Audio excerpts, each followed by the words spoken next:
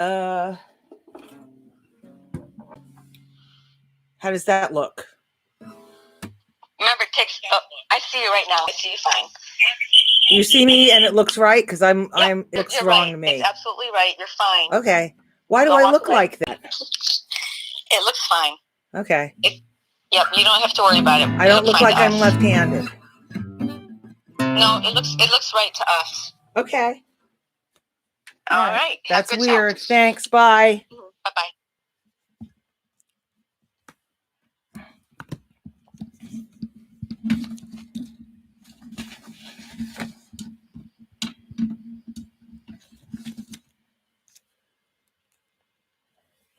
I don't even think I need that.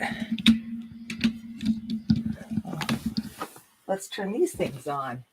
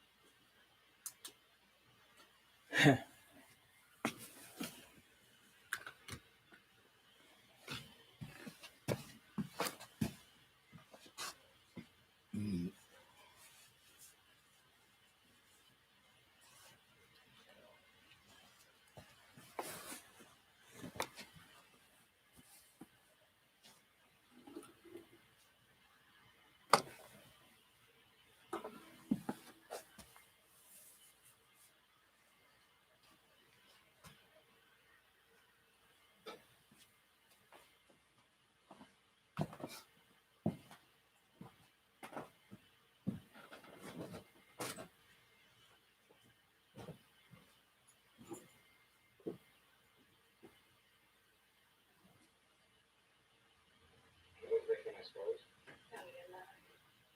Can't see Loretta's Christmas tree, can I? I can't see you. Does that make any difference?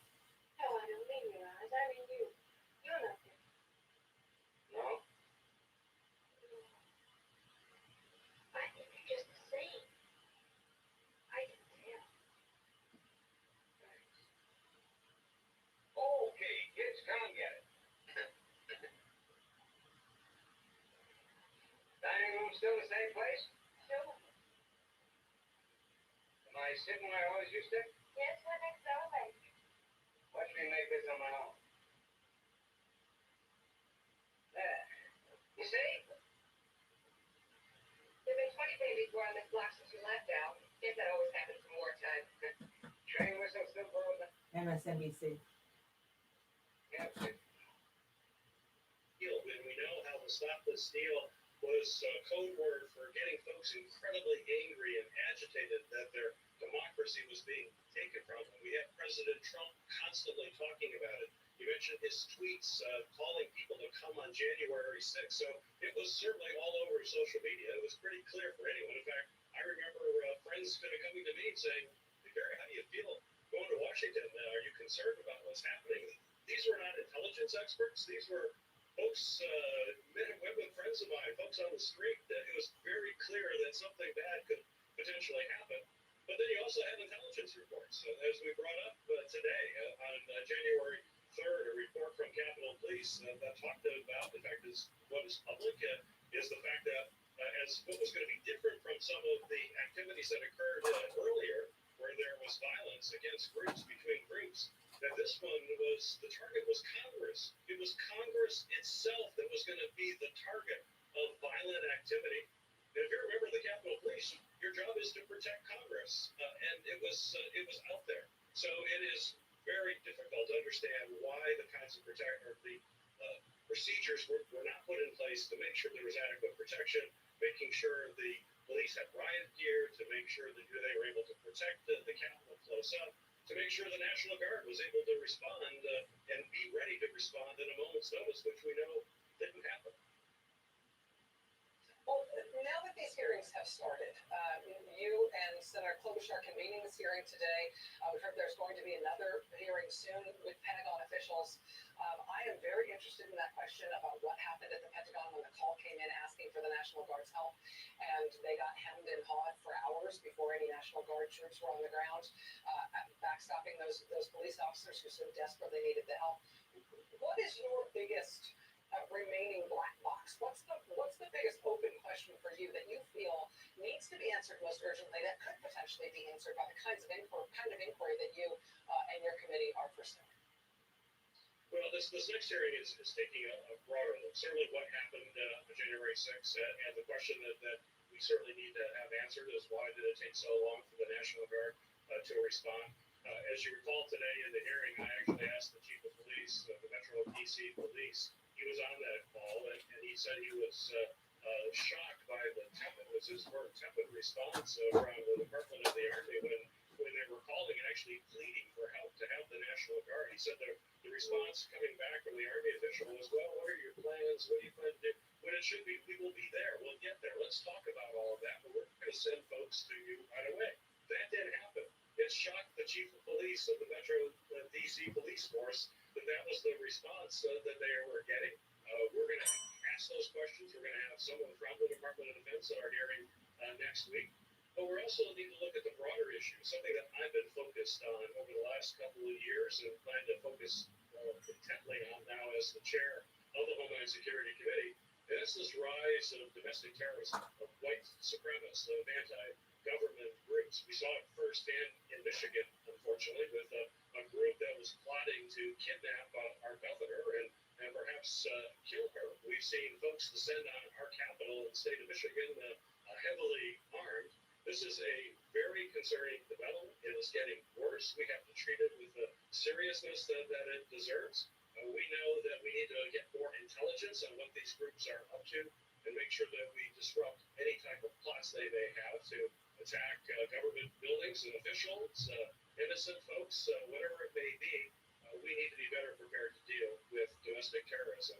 And that will be a big part of what we talk about next week. And certainly we saw evidence of that on the Capitol grounds where groups came. In fact, we heard in testimony today that there was folks that were engaged in military type operations on that ground, trying to create even more chaos and perhaps capturing members of Congress to kidnap them. But this is serious business. We have to treat it seriously. It was not treated seriously by the previous administration. In fact, you could argue it was encouraged. That's got to stop. We're going to take those steps now. Senator Gary Peters of Michigan, chair of the Homeland Security Committee, with a mission statement there that is frankly good to hear, sir. Thank you very much. Godspeed to you. Thanks. All right, we'll be right back. Seriousness. And it's not surprising. People are seeking out new places, trying new things, and discovering the best part is often hidden in the journey along the way. Find yourself in the Mazda CX-30. Want more power for your pursuit? Introducing the Mazda CX-30 Turbo with all-wheel drive. Tonight, I'll be eating a calzone from Goodwill's in Aurora. Rock on. Tonight, I'll be eating lobster thermidor over at town. Really? Yeah, but monkeys might fly on my butt. Make it 2 calzones. And that way.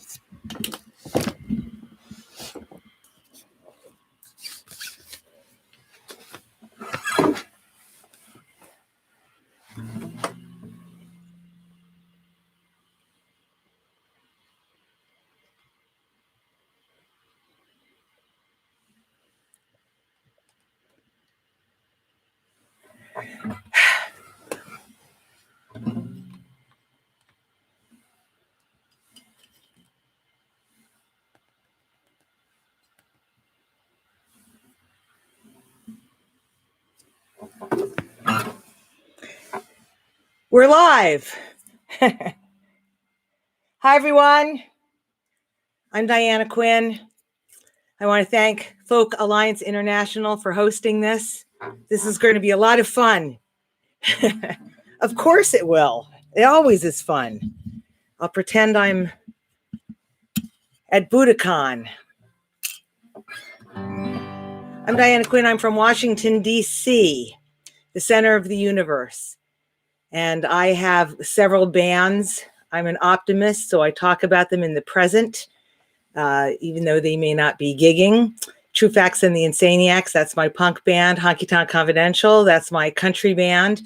The Holidays is a other kind of band, Animal Lodge band. And I have a duo, and the Fabulettes, that's a 60s girl group band with my sister Jane and Esmeralda. And the Snarky Sisters with Lisa Ann Wright. And you can find her. You can find her on this EP that she and I made. And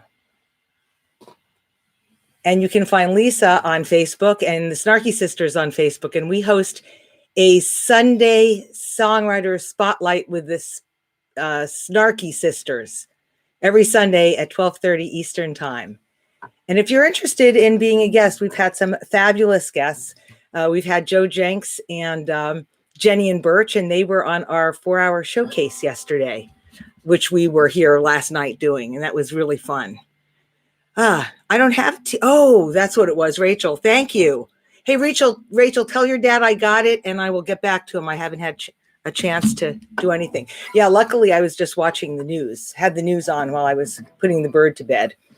I'm going to play an eclectic number of songs and some new songs. I'm going to be brave, maybe not. And I'm going to start out with a song that Honky Tonk Confidential recorded. It is called Going Around the World. And it is a way to teach your children the alphabet. Lisa made a nice coloring book about it, using it. And it's also an adult drinking song. So, 2 minutes in one. A is for absolute, B stands for brewers, C is for cognac, D is for doers. Electric iced tea might make you feel company. Go around the world with me. Frangelico's F, Galliano is G, Highball is H, Irish coffee for me. Jameson's Kahlua or Big Lime Ricky. We can go around the world. Well, if you drink chronologically, you're subject to mythology. You wake up in a week with a head full of sorrow. Try it alphabetically, I'll tell you parenthetically. You'll feel fine when you wake up tomorrow. Having margarita, lots of salt and lime. Or you can try NyQuil, but then you sleep all the time.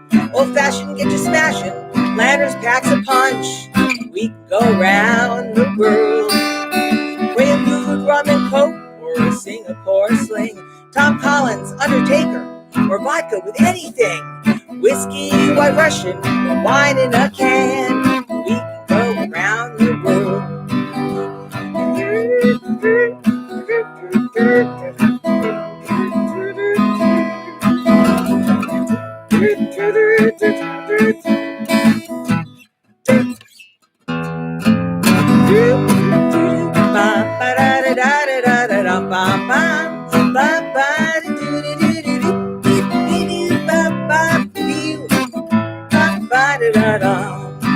Well, if you drink chronologically, you're subject to mythology. You wake up in a week with a head full of sorrow. Try it alphabetically, I'll tell you parenthetically. You'll feel fine if you wake up tomorrow. An XYZ cocktail if it's almost back home. And Yingling's domestic, American grown. Just give me a zombie, the color of your hair. We can go around the world. We can go around the world. It sounds delicious.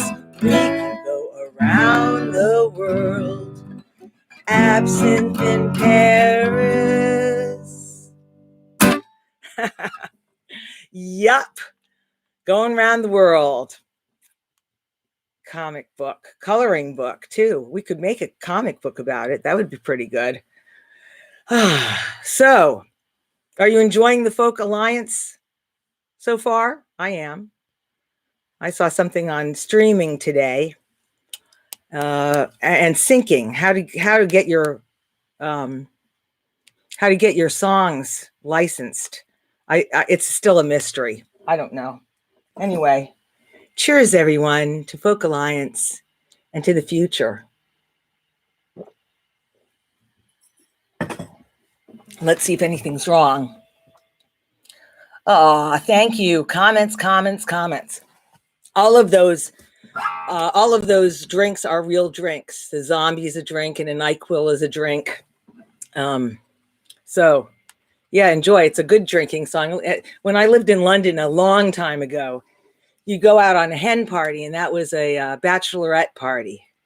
And you'd hire a double-decker bus if there were enough of you, or get someone to drive a cab, a handsome cab, and you go from pub to pub and do ridiculous things. But you'd also try to do a different drink at every pub and get to Z. I'm going to do a song that my friend Ken Harnage wrote. Ken Harnage and Bat Fang, Harney and Fang, and they introduced us, the Conky Tonk Confidential and the Fabulettes, to the wonderful world of spelunking in West Virginia. And Ken writes wonderful songs, and this song, we loved it so much that we made it the title of Honky Tonk Confidential's second record. It's called Your Trailer or Mine. See, there I am on the front with my trailer. We were adopted by the Teardrop Trailer Association. And one of our highlights was there's a guy on YouTube from several years ago who sings to it in the car, and he knew all the words, and that was fabulous. And we found another YouTube video of two guys in the bathroom of an office building in Maine who were singing it and recorded themselves. That was the thing. Both of them recorded themselves singing the song. This is a funny song called Your Trailer or Mine.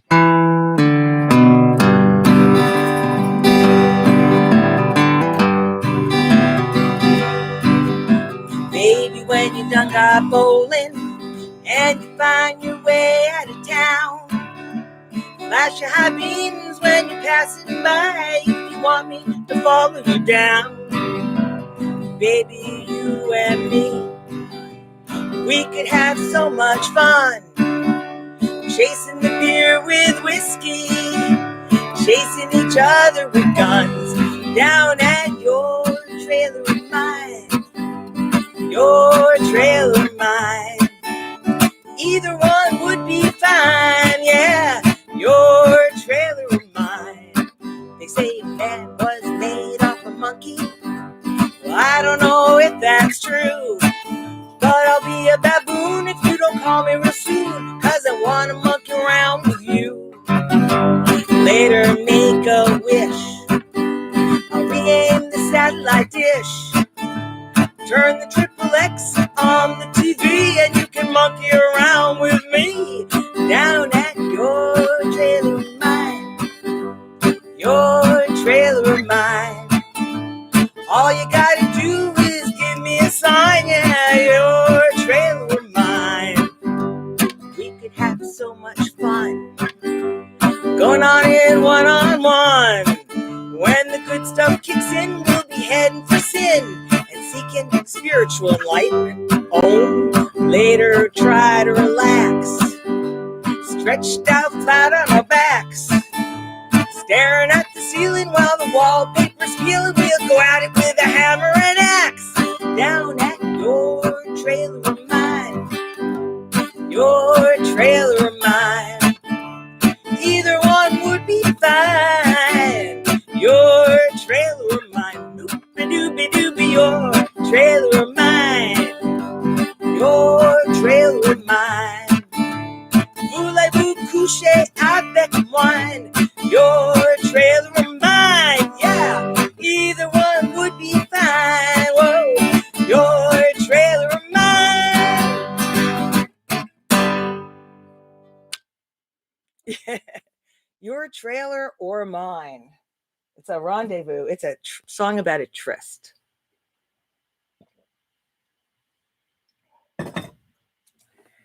How's everyone doing? Do I have any urgent, like, you sound like shit messages? No, not yet. So the drummer for True Facts and the Insaniacs was Michael Marriott. Now, True Facts was one of the early punk new wave bands in Washington. When they tore down they didn't tear down, when they renovated the old Madam's Organ down on the bottom of 18th Street, and they unearthed it. It was like an archaeological dig. It was so long ago that punk bands played there. The Bad Brains played there. We saw them all the time. Great bands. And True Facts played there too. Our drummer was named Michael Marriott. And Michael was the head of NIRS, the Nuclear Information Resource Service. And he devoted his life, after he was managing editor of the city paper for a long time. And then he was headed the NIRS, which was an anti-nuclear organization. And I know we're going to be talking a lot about nuclear energy and solar energy and wind power in the coming years. And I know that nuclear energy hasn't been discounted yet, but Michael was positive that it wasn't going to be economically feasible and that nuclear energy was a bad idea, not to mention 3 Mile Island. So we had a couple of songs about nuclear energy back then. David Wells he and I wrote most of the songs. David, major part of it. I did the polishing and editing usually. And David is a scientist. So we had a lot of songs about science, like Electricity, It Is My Friend. I don't think that one was ever finished, but Meltdown was finished. All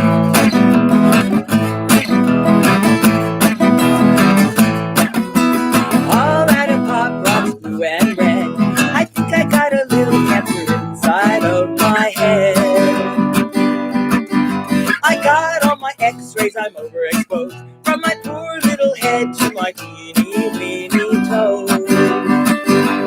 So don't melt down on me, baby. I gotta live just one more day. The Radiation Commission just can't see it all, can't see it all my way.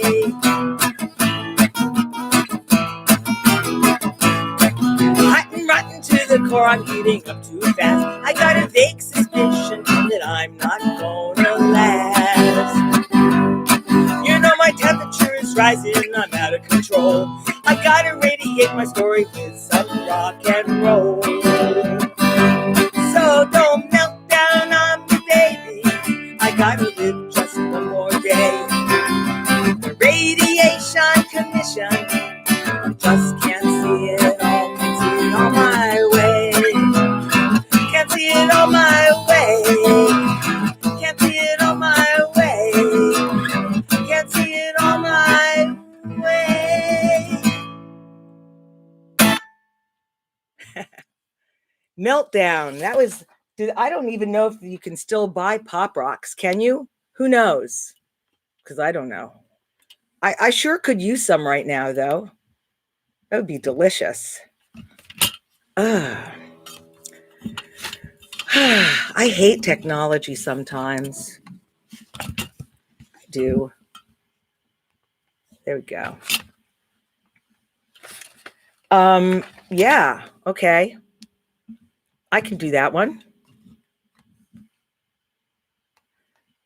I like people who do all requests, like the human jukebox bands.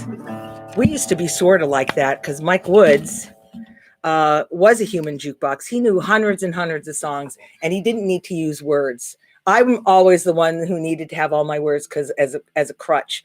Michael knows hundreds, more than 300, probably 400 or 500, and he doesn't need the words. And if he doesn't remember them, he makes them up anyway. Just saying. No, I'm kidding. That's true. Huh. It's like you're in my living room. or I'm in your living room. Can I have another glass of wine, please? Okay, thanks.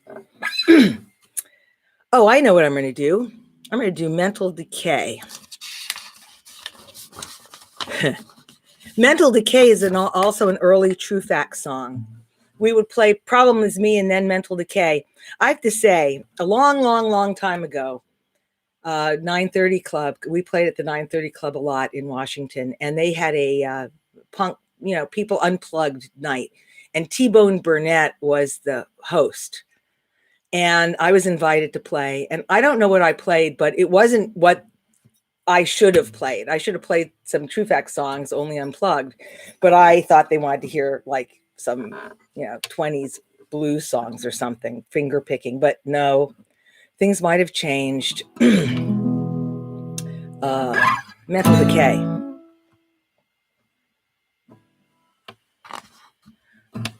When I was young, things were okay. Now I gotta take it day by day. I wake up in the morning, my mind is a fuzz. My brain's not conceptive as I thought it was. I'm getting slow. I'm getting slow. Oh, I don't know. When I was younger, I used to be smart. Now that I'm older, I'm falling apart.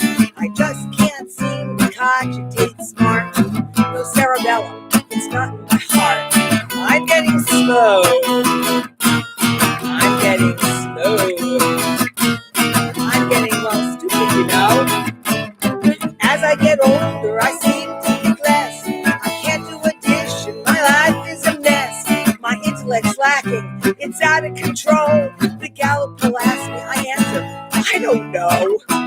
Who's the president of the United States? Who knows? I don't know. Who are the proud Hillsborough Doughboys? I don't know. I just don't know. Maybe if I stay here long enough, I might.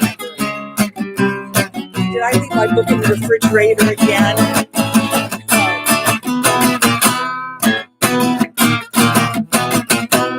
Do you ever feel like that, like me?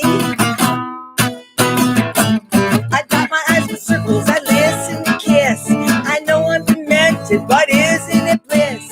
I'm getting senile, it's mental decay. Well, my favorite expression is, have a nice day. Have a nice day. Have a nice day. Have a nice day. Bye-bye.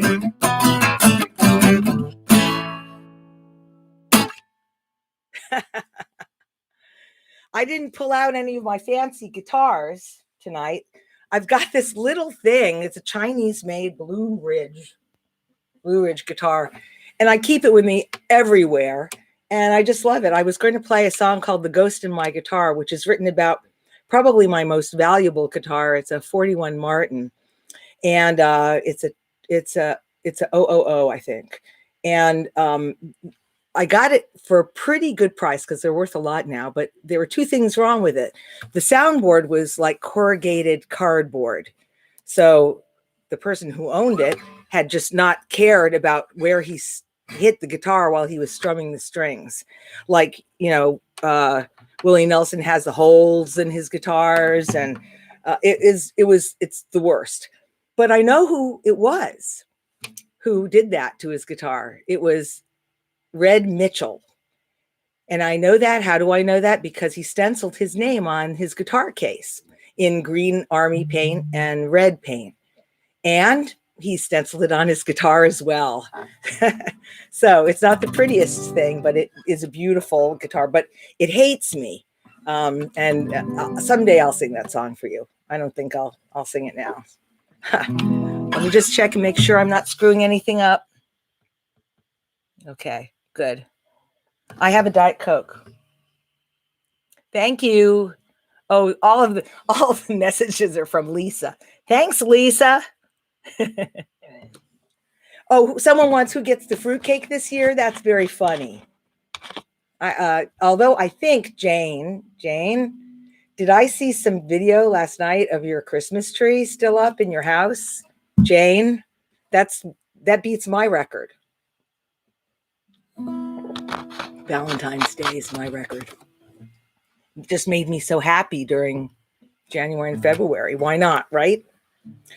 Taking the tree out of the house was a problem because all of the needles were left behind. This song I wrote, I like to write songs that have a lot of lists and names in them, mostly because I would write them in, Michael has such a great memory, Mike Woods, that he could remember, he could learn any song just by writing it down, he would remember it. And I'm the opposite. But I wrote this song because there aren't very many songs about Maine. There's Trailer for Sale or Rent, Room to Let 50 cents. And that's the main one. And then, well, the real main one, but people don't really know it unless you live in Maine, is A Tombstone Every Mile, which is about trucking, the trucking and logging industry, and how treacherous and dangerous it is. It is so dangerous to drive a logging truck in Maine during the winter that there is a tombstone every mile. And I'm not going to play that song for you because that's almost a Plum Pitiful song. But this song I wrote about Maine. See if you can predict when the Maine reference will come.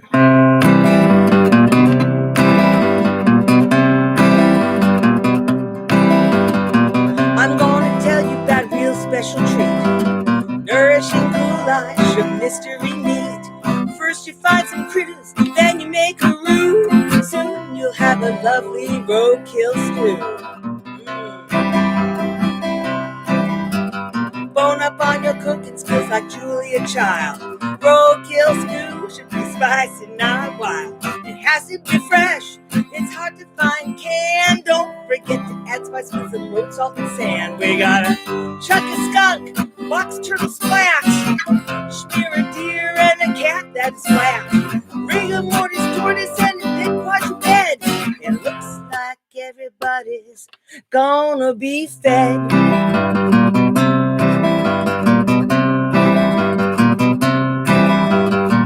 Leg of a badger, a tail of a shrew, a couple of bullfrogs, though they're hard to chew, an unknown small mammal or one toad or two. You can add them all to your roadkill stew. Nutritious and delicious, a gourmand's delight. However you cook, it will always be right.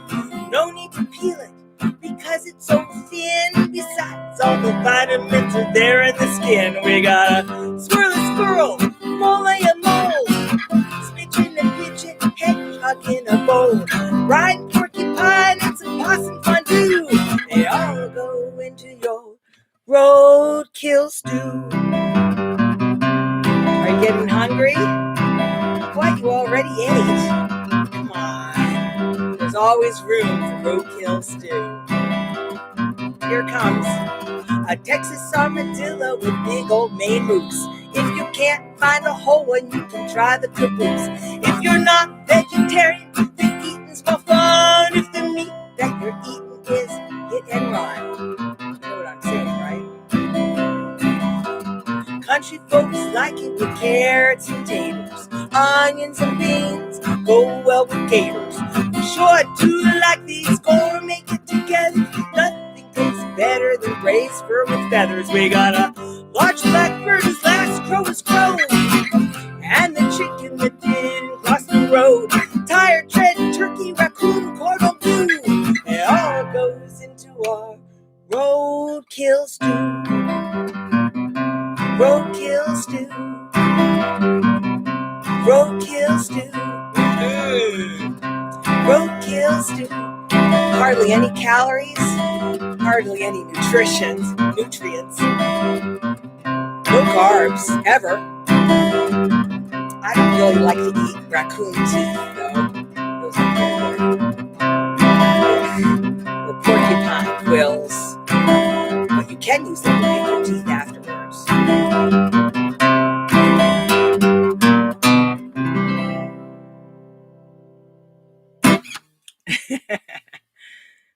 Roadkill stew. I know when Lisa was a hardcore vegetarian, she objected to that song. Right, Lisa? Yeah, we could do a whole album about food. Roadkill stew, who gets the fruitcake this year? Sure, why not? Right?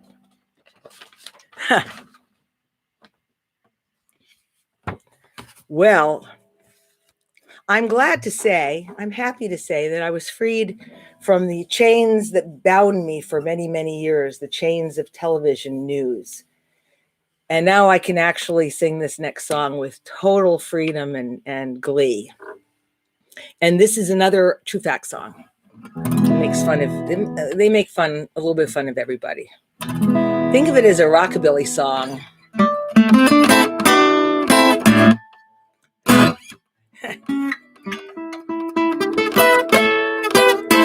I need a cutaway. I'm tired of Ted Turner headline news. CBS doesn't give me the blues. 100,000 cable channels free. I think it's time for TV me. TV me, well, I'd be hot. Never a rerun, no robbers and cops. No science show, I don't want to be, yeah. I think it's time for TV me. There's a show about my childhood. Ooh, it's gonna be good. There's a sitcom about my high school woman. TV me, the ultimate cool. I'm sick of triple kit, a local news. C-SPAN makes me want to snooze. I get edgy watching MTV, yeah. Better hook up TV me.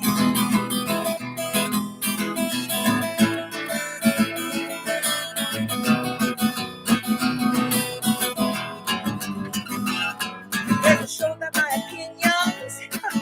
Yeah, they're gonna win, yeah. There's a sitcom about my college days, and yeah, TV be the ultimate craze. So all I need now is 100 gazillion bucks. I buy a network and then hope shucks. I take it on that old SEC. Oh wait, TV me, yeah, can't stop TV me.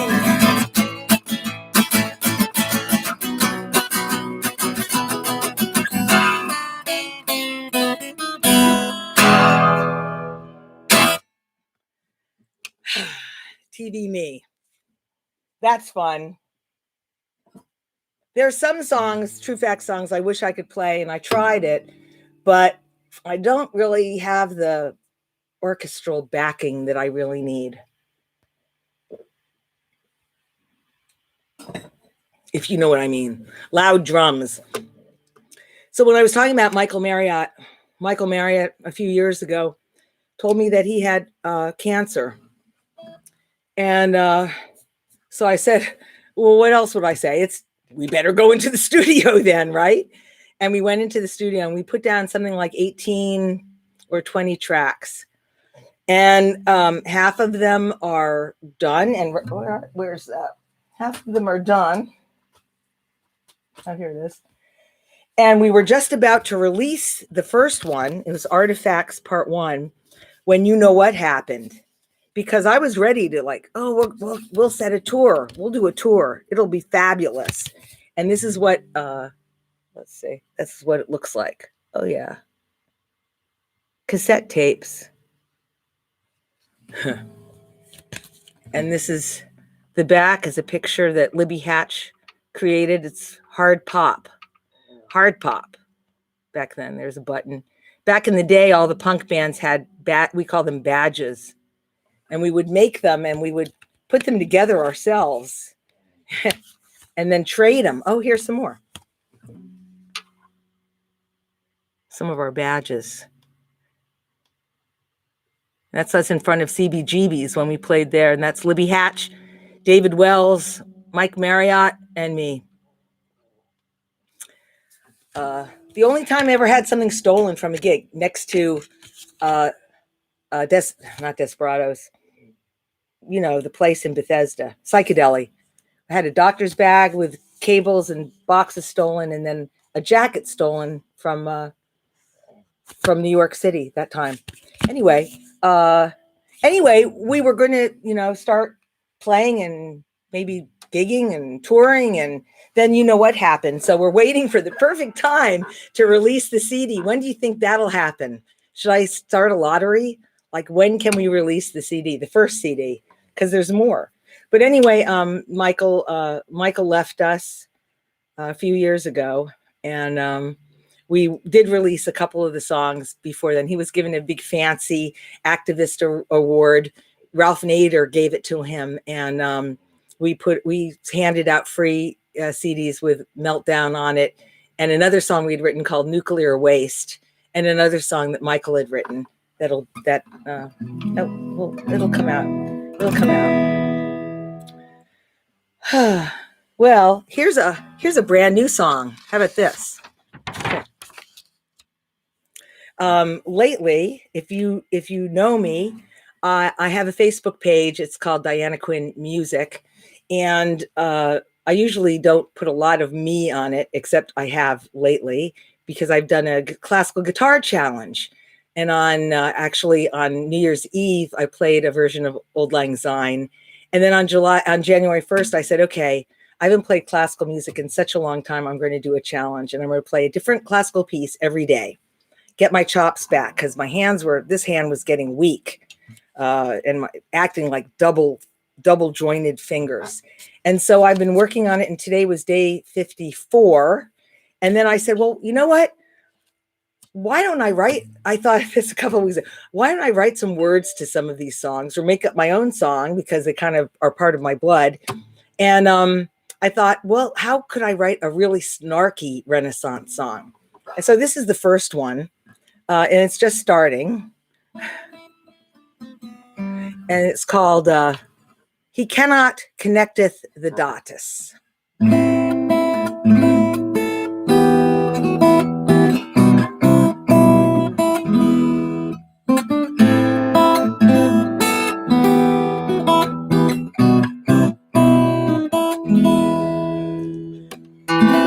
Excuse his useless self.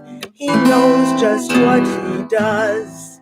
He wants to set her upon the shelf and mess with her. Why? Because he's a base and careless ass and a brute. He twisted the truth into knots. It's time she swung him her pointed boot, for he can connect the dots. The dots, he cannot connect the dots. He thinks he's been ghosted, oh what a trick fool. We hope he's glum and tormented, for he is but a hapless tool, bruised, broke, and decremented. He's a base and careless ass and a brute. He twisteth the truth into knots. It's time she swung him her pointed boot, for he cannot connect the dots. The dots, he cannot connect the dots. I hope he dies 1,000 deaths. 'Tis my wish, for love is just, and beg forgiveness with his last breaths. He'll only get sand and dust, and dust. He'll only get sand and dust, and dust. He'll only get sand and dust. A nice revenge song for the ladies of the Renaissance who don't get that much happening to help them in that way. Right? Right.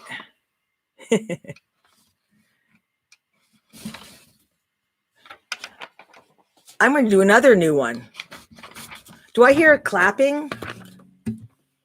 Yes. Renaissance snark. Exactly. It's going to be our niche, Renaissance snark. I think so. And then I thought, I was watching the thing on Focal Lines today about how to license, or, actually the answer to how to license is that not in a million years, but you can try. But I thought, okay, Bridgerton, they would love a snarky Renaissance song.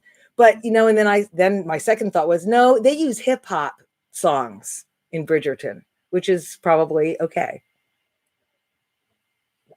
Well, it's more than okay. But anyway, this song I wrote for one of the Hungry for Music's baseball CDs. Now, Jeff Campbell runs an outfit called Hungry for Music. And if you're looking for causes, and I know they're everywhere, I mean, they drop from the sky. Michael Marriott's organization, NIRS, is a great organization. Nuclear Information Resource something service. And Jeff Campbell, who's in New Orleans, runs Hungry for Music. And what they do is they collect instruments, donated instruments, and give them to kids who want to learn an instrument and don't have any money. So they give kids instruments. And what's a better cause than that? And Jeff used to do lots of records, and he'd get people to play on the records, and they'd be giant compilations. And all of the baseball, he loved baseball. He'd be one of those guys in the box for the Washington Post, doing all the, boxes, adding up all the numbers. And he is one of the most wonderful people in the world. All of my friends are, by the way, just so you know, but he was particularly lovely. And he had this series. He had Christmas CDs. He had some Hanukkah CDs. Honky Tonk Confidential did a song called Honky Tonk Hanukkah, which is probably the only country western honky tonk Hanukkah song. You can look it up.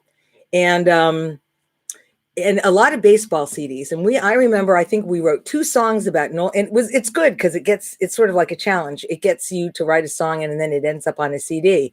I think we did 2 Noel and Ryan songs and a song called Bases on Balls. And that might've been 2 Riders in the Sky. I'm not sure. And I wrote this song, and because my dad was a huge fan of the Negro Leagues. And I'm so happy that they're finally starting to get their due. Wonderful, wonderful players. And my dad had lots of T-shirts, Negro League T-shirts, and he'd tell me stories. And I wrote this song, and it was put on one of Hungry for Music's CDs, baseball CDs.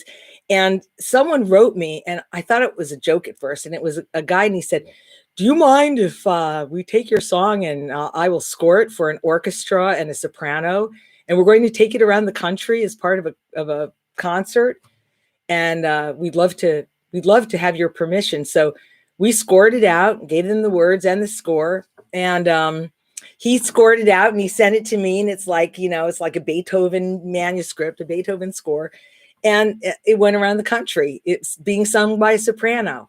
And I don't have any recordings of it, but I sure wish that I did. Anyway, it's called American Pastime in Black and White.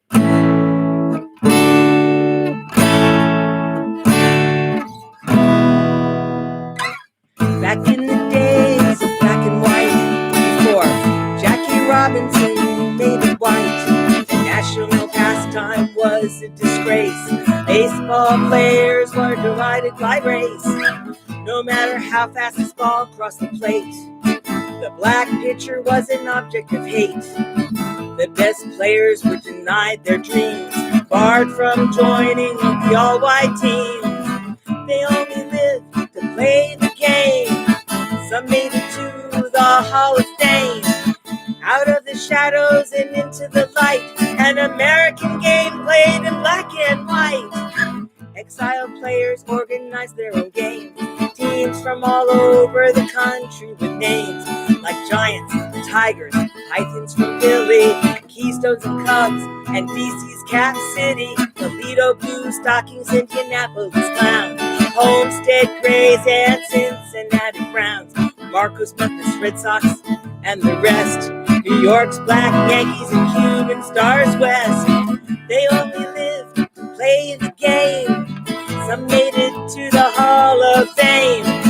Out of the shadows and into the light, an American game played in black and white.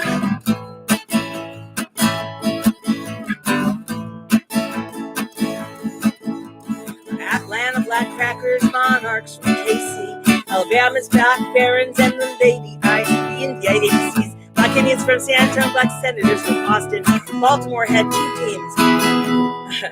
But no team played in Boston, just saying. Smokey Joe Williams and Cool Papa Bell, Walter Buck Leonard and Willie the Devil Wells.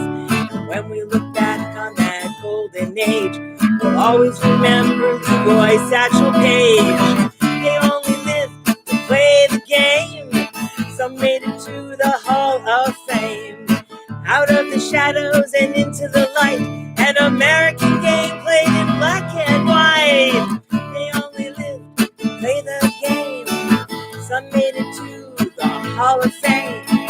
Out of the shadows and into the night, an American game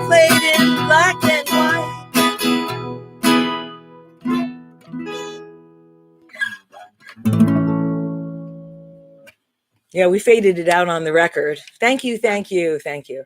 And you can buy all of those records at Cooperstown, actually. Next time you make a pilgrimage to Cooperstown, look for all those Hunger for Music baseball CDs. They're very cool. They're very cool. Well, let's see. What have I got? This was a good exercise, actually, doing a lot of original songs in one big chunk, because it made me think a little bit and think about how different so many of these songs are, number one. But I'm going to do song. It turned out really well on the record. I'm not sure how it turns. That's a lot of people are doing during this thing we're in, readjusting, like Jenny and Birch. They're from Seattle. If you look them up, Jenny and Birch, Birch Pereira, and the Gin Joints is his band. And they just are reinventing every single song that they used to do as a dance band. And now they're a duo. This is just water.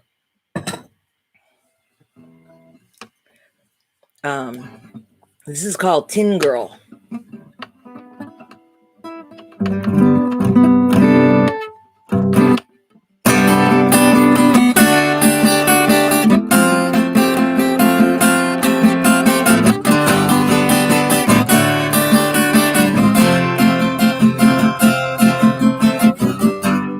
Somewhere a tin man standing with no heart. He's drawing circles with a stick in the sand, building castles for a tin queen in a distant land. Don't tell him she won't come, he'll say I'm her man. And the sun sets on our mindless friend as the tide comes in, as the time comes in.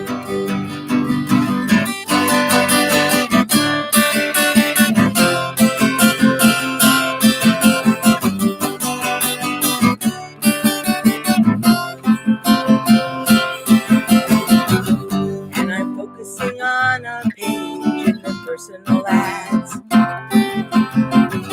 Female 35-8 seeks attractive man. Another tin girl rusting away in this crazy mixed up tin modern age.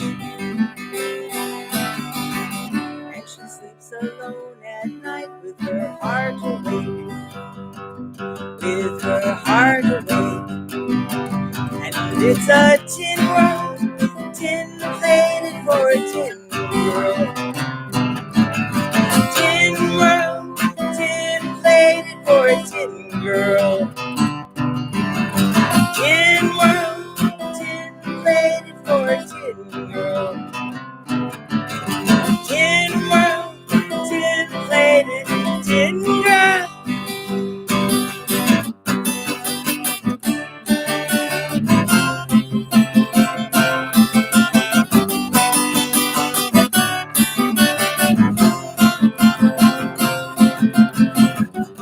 And now the tin girl says she's tired of her job. And now the tin girl wants to fly away to a land where she knows nobody's face. All the tin girl wants is to find her place under a rock or in City Hall, behind a big oak desk with tin things on the wall, with tin things on the wall. And it's a tin world, tin plated for a tin girl. Tin world, tin plated for a tin girl.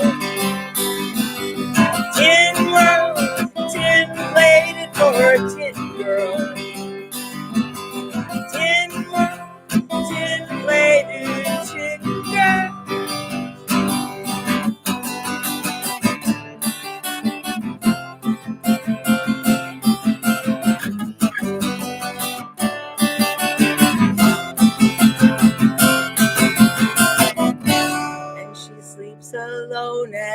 night with her heart awake, and she sleeps alone at night with her heart awake.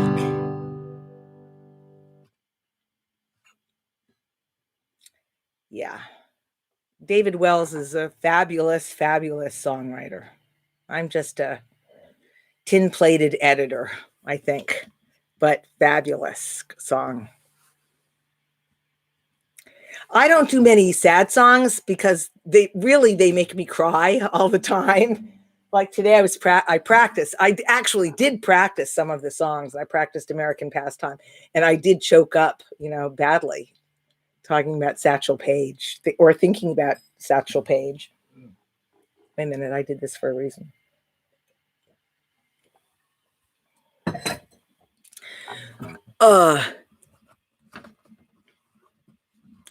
I'm going to do another new song because I don't have that many songs left. I'll do this one. This is a real punky song. I don't know. I've never played it on an acoustic guitar by myself before. But it's about things.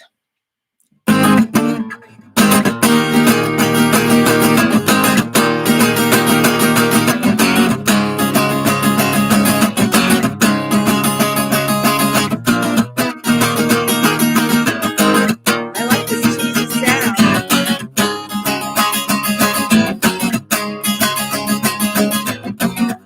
I want things to be easy. I want life to be breezy. I want just to go crazy like I want. I want girls to be friendly. I want men to be manly. I want things to go crazy like I want. But it just can't be. There's a thing the world wants that won't be. That's why you need to listen to me. Me, what I want. Me, what I want. Me, what I want. What I want. Yeah, what I want.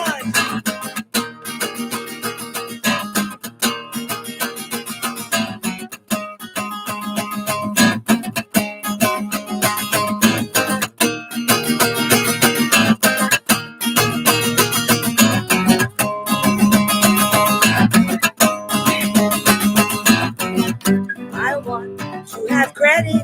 I want to be rich. I want to give you an itch. Bitch. I want to go up. I want to go down. Don't want you down.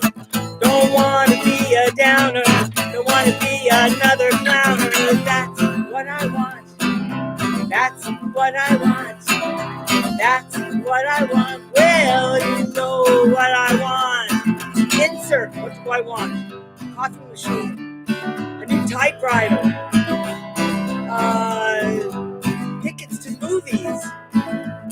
A big trolla. I'm actually trying to downsize. Help me.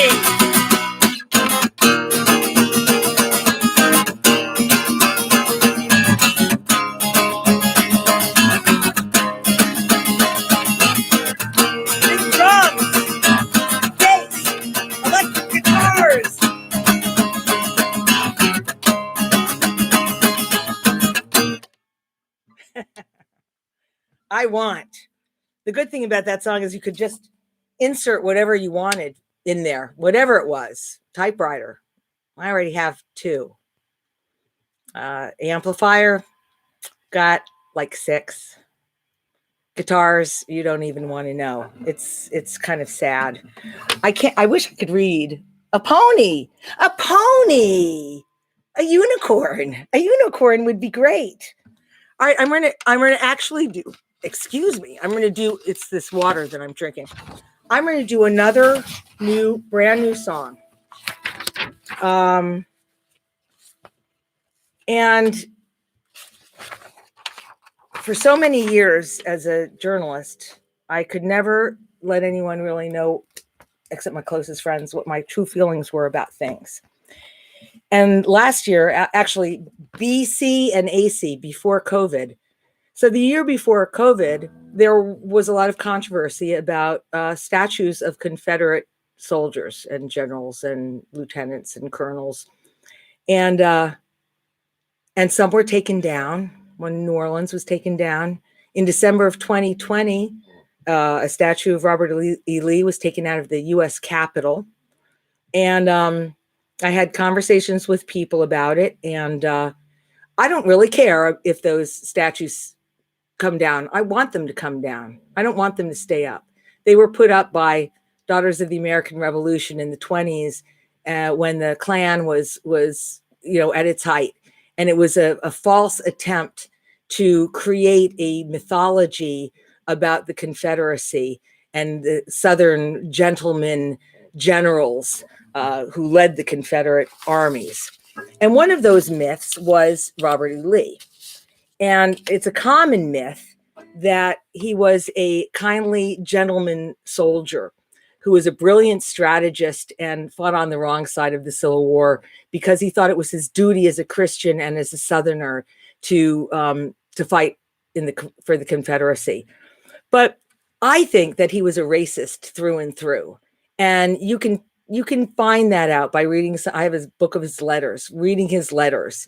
And he let soldiers under his command massacre Black Union soldiers who tried to surrender. And they kidnapped free Black Americans. And when Grant wanted to exchange Black soldiers and white soldiers equally, Lee refused. And Grant said, well, screw you. Good for Grant. And yes, the Civil War is a complicated subject, and the cotton industry and the Southern economy were a big part of it. But really, basically, it was about racism, and it was about whether anyone could own human beings because of the color of their skin. I'm glad.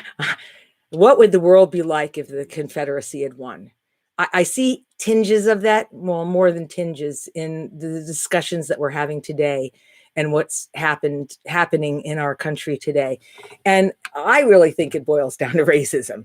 Well, I'm going to tell you about a little story. It's a little part of it. Robert E. Lee did not believe in freedom for his slaves. He did not believe, and he was a racist. And he was married to Mary Custis, and her father was George Washington Custis. And they lived in what is now called the Custis Lee Mansion, which looks down on Arlington Cemetery, high on a hill. And there's a story that just before Mary's father died in 1859, he was on his deathbed, and he was surrounded by some of his slaves. He had like 200 slaves up there. And he told them that they would be free when he died. But they weren't freed when he died. And that reason is Robert E. Lee. Robert E. Lee thought that he needed those slaves at that time. And there was a woman named Mary Norris, and she was a housemaid. And she and her brother and another slave escaped the mansion and ran towards Pennsylvania. Well, they were stopped somewhere in Maryland and returned to Lee. And it was reported in the New York Tribune that Lee ordered that the three be stripped naked and whipped. And so the story further goes that the slave whipper gave the two men 39 lashes each. But then he stopped when it came to Mary Custis. And he wasn't going to whip her. And the story goes, and that's the whole point. The story goes that Robert E. Lee himself stripped and whipped her. Well, and Lee never responded to the claims. You know, her brother told the story.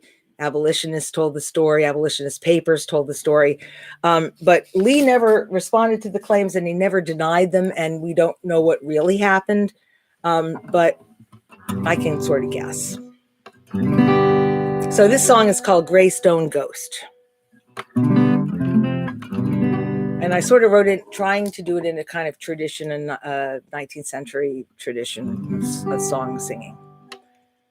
Her name was Mary Norris, and she was a Custis slave. He said that she'd be free the day they put him in his grave. son-in-law had other plans, for bondage was his threat. Robert Edward Lee, a cooler man I never met. Lee denied Mary's freedom and swore a long delay. She packed some apples and some bread, and then she ran away. Lee caught her and he whipped her and made good on his threat. He gave her 30 lashes, each one I won't forget. He sits upon his great brown horse, he sits there tall and straight. He proudly led the army for the Confederate States. But like Shelley's Ramses, who once reigned supreme, his cause is lost, his image dust, his dream was just a dream. Glory for bigotry, glory for hate. Will you knock at heaven's door or at hell's gruesome gate? You know well the answer, you stated with what's wrong, and now you are the villain of my merciless song. Someday a traveling poet from some foreign antique land will tell of these proud statues now are rocks and sand, or those wrecks colossal, now boundless and bare. There will be no mourners and no one to despair. Yeah, glory for bigotry and glory for hate. Will you knock at heaven's door or at hell's gruesome gate? You know well the answer, you sided with what's wrong, and now you are the villain of my merciless song. He denied Mary's freedom and swore a long delay. She packed some apples and some bread, and then she ran away. He caught her and whipped her and made good on his threat. He gave her 30 lashes, each one I won't forget.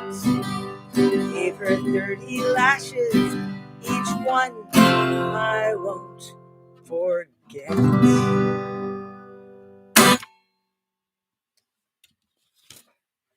Yeah, Mary Custis. Wow, I think I have room for one song. Well, I don't know which one to do. Here's a song that Lisa and I wrote. Lisa, if you were here, we could alternate verses. Lisa wrote most of it. But Tom Shepard is a fabulous, fabulous songwriter. If you don't know who he is, I think one of his big hits was Driving Lieutenant Malone's Car, something like that. I mangled the title. It's about a guy who buys a car from this old lady. It's like a convertible, and he's getting a really great deal. And he's driving down the road, and he stops and he pops open the glove box. Back then, they were called glove boxes because you would put your gloves in them. And he finds this letter, and he opens it up, and it's a letter from Private Malone. And Private Malone is in Vietnam. I don't think he comes back. But anyway,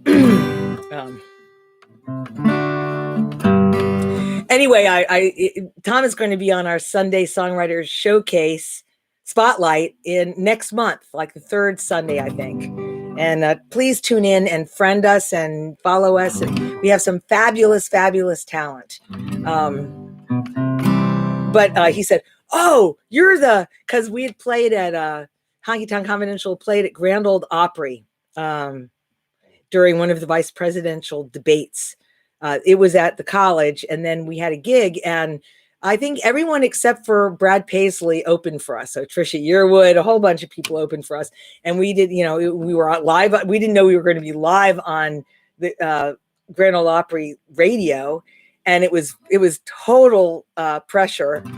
And afterwards, we went back into the alley where there's a great big party, and Tom was there, and he goes, "You're the girl named Dick Girl, aren't you?" Well, okay. This is the right key. My daddy bailed when I was 3, took my Barbie away from me, left me a truck and a gun and a hockey stick. Well, I don't complain that he done me wrong, because someone's got to write these stupid country songs, and I'm still a little sore he named me Dick.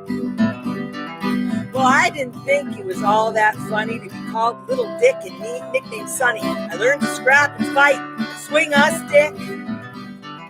The girls would taunt, the boys would hoot. I'd give them back the middle finger salute. I tell you, life ain't easy for a girl named Dick.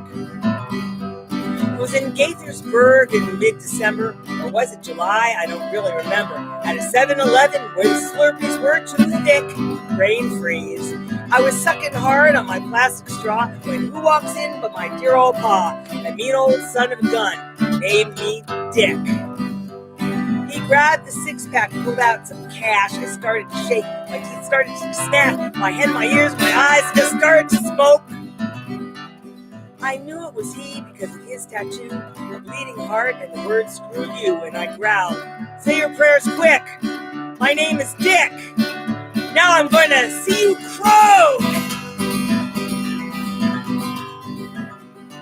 Well, I jumped on his back and I started to fight. I hit and I pounded and I gave him a bite, but he twirled around, threw me high into the air. Well, I came down hard and I hit him again. He said, "Say your prayers and then say amen, because you're going straight to hell and you better prepare." I got tired of hitting, so I got down. My old man slowly turned around, picked up his crumpled hat right off of the floor. He said, "I wonder what became of you. You were so darn weak and puny, too. I hoped I did you right, but now I'm sure." He said, "A woman's life is hard to bear. It's a bad old evil world out there. And face it, you really have to be, well, a prick. You'll be glad someday for what I did, for the trucks I gave you and the dolls I hid, and for being the son of a bitch named you Dick." Well, I cried a little, but not a lot. I have to admit, he's all I got. And I try not to go judging him so quick. Well, I've since gone and changed my name, but my gender, I think, is still the same. So if I ever have a daughter, I'm going to name her Jane, or Lisa, or Lynn, or Lindsay, or even Esmeralda. Anything but Dick. I still hate that name.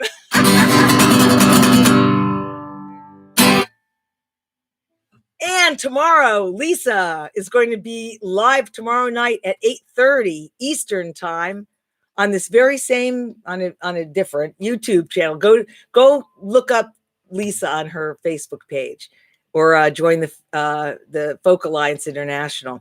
So please write me some notes and say hi, and check me out on my Facebook page. And I've got my classical guitar challenge every day if you're interested in that. And thank you so much for watching, everybody. I have zero idea how to leave. Oh, exit stream. I'm about ready to go. I think I dropped my pick in my guitar for the second time in 2 days. Thanks, everybody. I'm Diana Quinn, in case you didn't know. Bye.